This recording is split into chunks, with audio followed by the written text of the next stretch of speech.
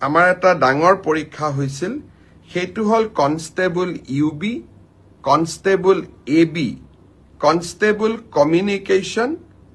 আৰু sub officer fire and emergency service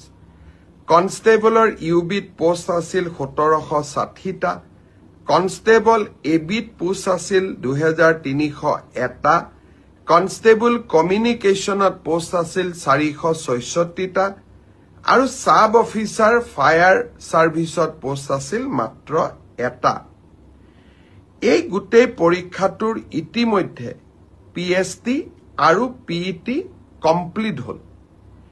এই পৰীক্ষাটোৰ যিসকলে পিএছটি পিইটিত কোন পাছ কৰিলে ইয়াৰে ৰিজাল্ট অসম আৰক্ষীয়ে 12 মাৰ্চ তাৰিখে ঘোষণা কৰিব অৰ্থাৎ কনষ্টেবল ইউবি এবি পৰীক্ষাৰ প্ৰথম ৰিজাল্ট 12 মাৰ্চ তাৰিখে প্ৰকাশিত হ'ব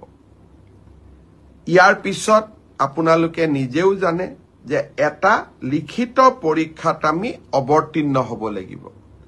আৰু এই লিখিত পৰীক্ষাটিৰ বাবে যিসকলে কাট অফ মাৰ্ক পাবলৈ সক্ষম হ'ব তেওঁলোকে এডমিট কাৰ্ড 17 মাৰ্চৰ পৰা ডাউনলোড কৰিব পাৰিব আৰু finally AB UB written test 23 মাৰ্চত